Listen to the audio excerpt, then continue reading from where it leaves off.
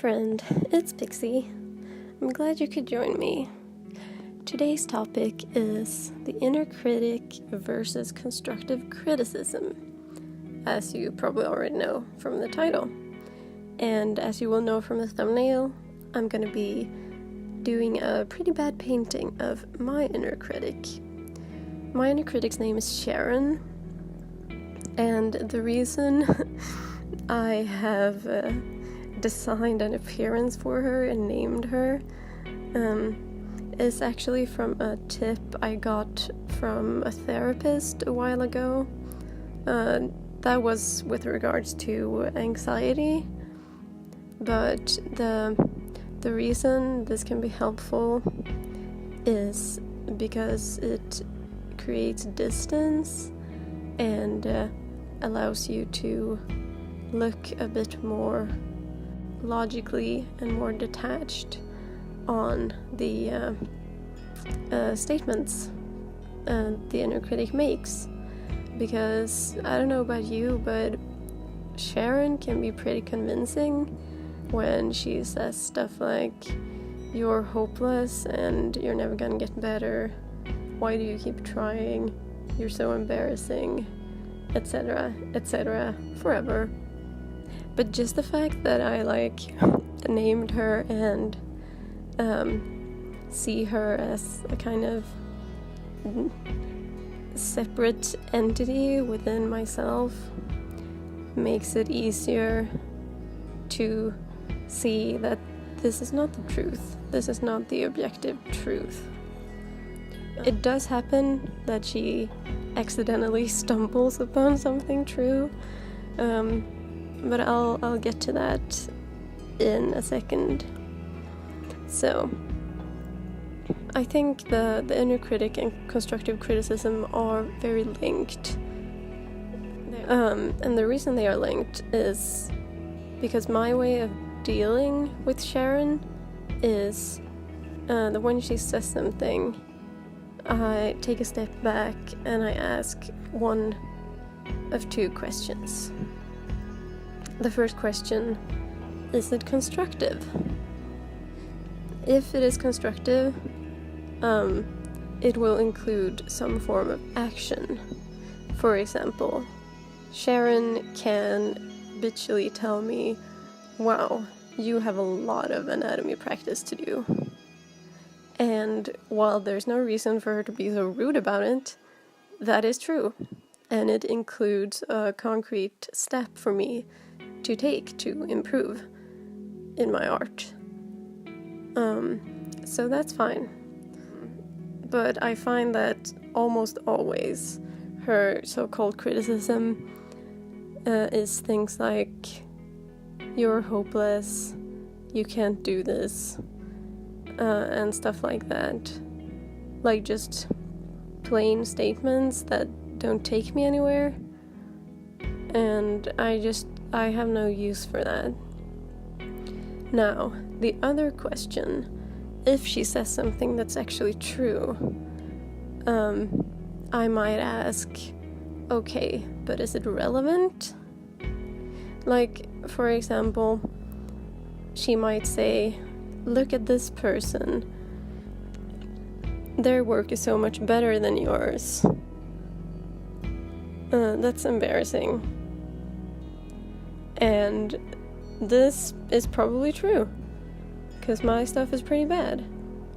But the people she says this about almost always have a lot more experience than me, which makes the criticism kind of irrelevant. It's not a fair metric to measure myself against. So, once again, she's off the mark, even if what she says is technically true. So that's what I like to do, because Sharon is extremely emotion-driven, and Minnie Small says something really great in her video about inner critic. She says that her inner critic acts on instinct, out of fear, And I think that's extremely accurate.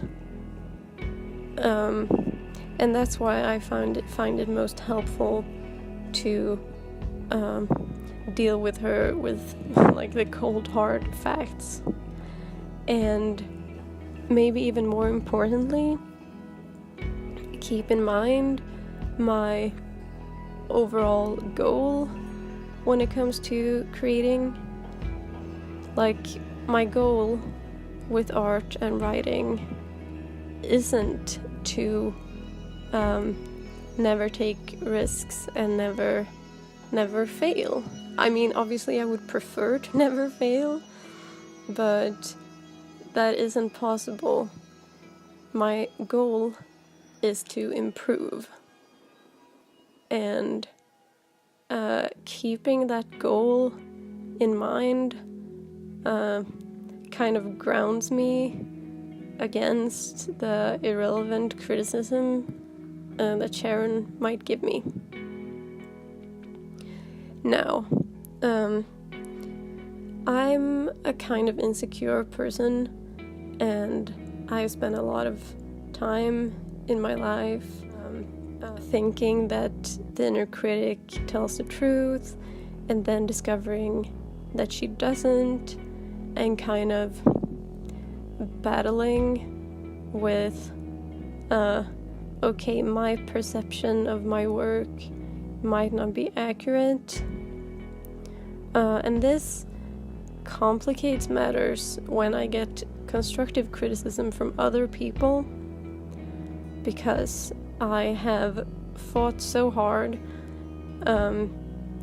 against criticism from myself that it is difficult for me to accept sometimes from others.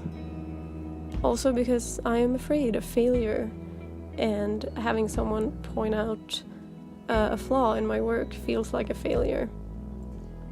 So it actually happened in writing class the other week. I got quite defensive, and but I did some introspection after that, and kind of had to take a step back and remember the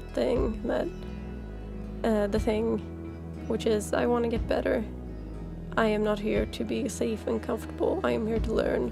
I am here to grow, and growing sometimes hurts. But it takes bravery to take criticism, both from yourself and others. But yeah, your overall goal to improve will be helped if you listen to the constructive criticism, the criticism that has action in it, and the criticism that is relevant. I mean, if you have written comedy and someone tells you that if you remove the jokes, the piece is going to be more serious, it's like, yeah, that's true, but that's not really relevant because that's not the genre I'm in. So, but it can be hard with creative stuff because you can get really attached to the stuff you make, and it can be hard to separate yourself from your output. But I think it's necessary, or at least helps, when you criticize both yourself and when you get criticism from others. Like, your worth as a person or as a creator doesn't lie in which step on the journey you're currently at. Because that's another thing with the inner critic. The inner critic is all about what you're not, and what you're not doing, and what you haven't done. But she refuses to acknowledge the progress you have made, and everything you have done, and everything you're good at. She just does not care about that, which is pretty rude, Sharon. That's another logic/truth thing to keep in mind with the inner critic. Like, for example, Sharon will often tell me that I have never done anything worthwhile in my life. And that's pretty easy to dispute, because, like, I have done things, and I have proof that people have liked them. They're not gigantic things, but they are things. They are there.